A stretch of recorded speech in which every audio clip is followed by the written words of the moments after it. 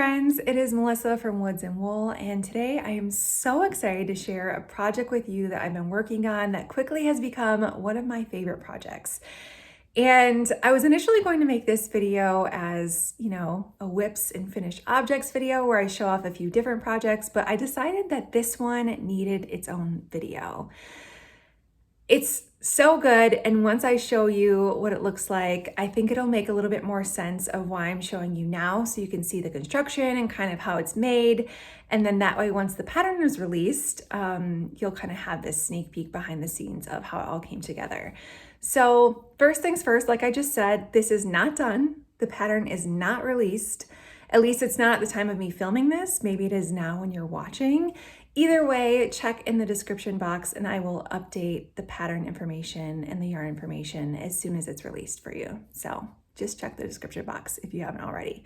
But I am so excited to share this with you. So before I do, I'll tell you a little bit about just kind of how this came about. So if you've been following me or if you've seen some of my previous videos, I shared a whole unboxing of the Sewrella and Two of Wands Autumn in New York collection. And after that video was filmed, I got the mini skein set of 10 mini skeins in the mail. I didn't have it in time to film that video and I just had to kind of go ahead and post it. But the mini skeins are the 10 tonals of the collection and they are so stunning. You're about to see them. And as soon as I saw them, I thought, I better do something really special with these because I love the colors. They're so wearable, so fun. And I think I came up with the perfect design for them. And I'm not quite done yet, but you'll see the whole vision. You'll see where I'm going with this. So I'll just give you the peek now and then we'll talk yarn. I'll tell you a little bit more about it. And again, eventually, hopefully soon, this pattern will be released. So hang tight if it's not released already. It will be soon. Okay, now again, it's not done. Ends are not weaved in. It's still got a little ways to go, but this is what it looks like. So you see all the fun different stripes here. This, if you can't tell, is going to be a scarf. So I'll give you kind of the sneak peek if you want to kind of see my vision here. It's not done, so I have some more stripes to go here, but it's going to be like a tube striped infinity scarf. So let me see if I can show you. I'm hoping the colors kind of all get a little jumbled as you wear it, so you can really see all those different mini skeins and colors together. I love it so much. I could sit here and look at it for a long time, but instead I'll crochet on it once I'm done here filming. Okay, so you can kind of see the vision. It has little ways to go, but it should be just a dream to wear with like any outfit. This is gonna go great with my wardrobe. And you can obviously customize the colors to what you would like to wear. So that is the concept. That's what we're at right now.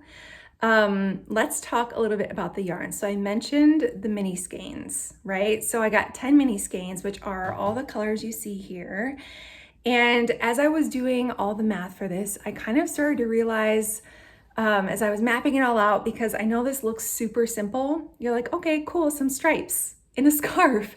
But a lot of math and design work went into this to make sure that it was going to be the perfect fit, the perfect width, the perfect length, that you'd have just enough of each color, but not too much.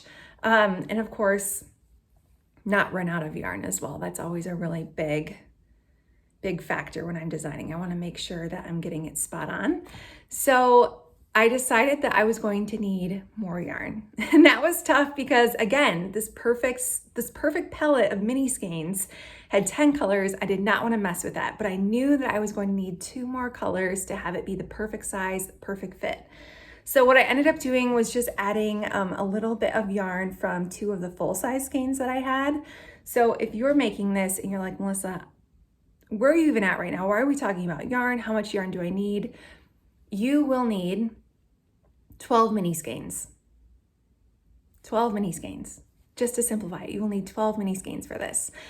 And that is about 960 yards total, at least of the mini skeins I use. It's 960 yards total.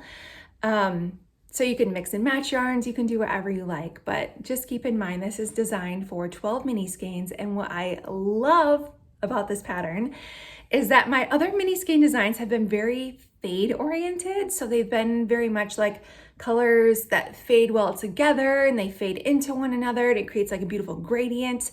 Whereas this pattern is totally different. It is not a gradient. It is these beautiful stripes that are kind of, there's contrast, there's different colors.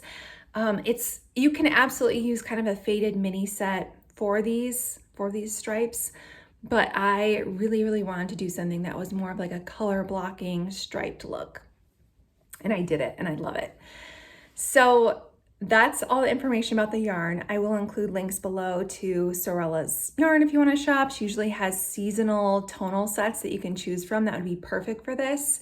But the Autumn in New York collection is closed. So this yarn unfortunately isn't available at the moment. Maybe it will be again in the future. I don't know.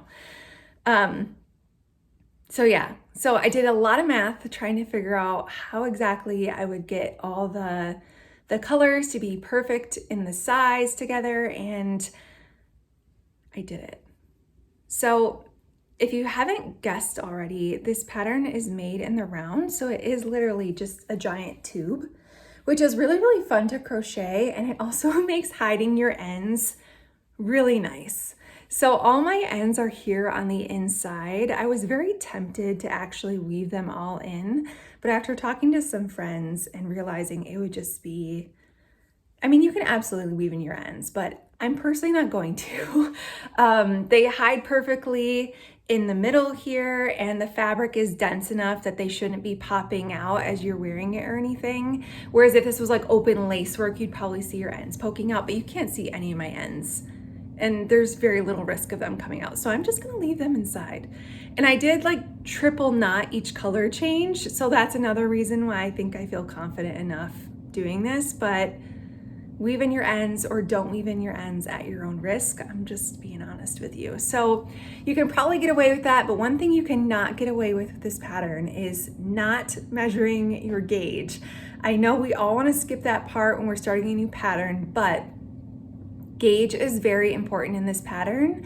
And the reason is so that you end up again with exactly the right number of stripes, and you don't want to be running out of yarn, because let's say you ran out of yarn right here, then what do? Would you just add like a solid color for 6 inches? Like it just would look all kinds of wonky. Again, not saying you couldn't do it, do whatever you want to do, but a gauge will absolutely be worth your time for this pattern.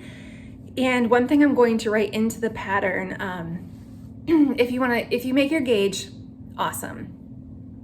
But I will add another checkpoint in the pattern so that after you finish this first section here, I'm going to give you the exact measurements that your first stripe section should be. So once you make that first stripe, I'll be able to tell you, okay, your pattern should be, or your project should be this wide, this tall, and if you have a kitchen scale, it should weigh this amount in grams.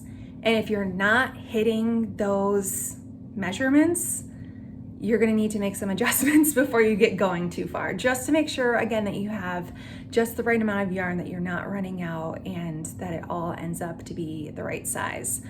And that is just, that little checkpoint I think will help you so much. And hopefully eliminate any headaches. But another thing I mentioned is this pattern will take 12 mini skeins, 960 yards total, but I did design it as always so you're not using every single yard of the yarn. So it's going to use about 80% of each mini skein. So it gives you a little bit of wiggle room in case your gauge is like ever so slightly off.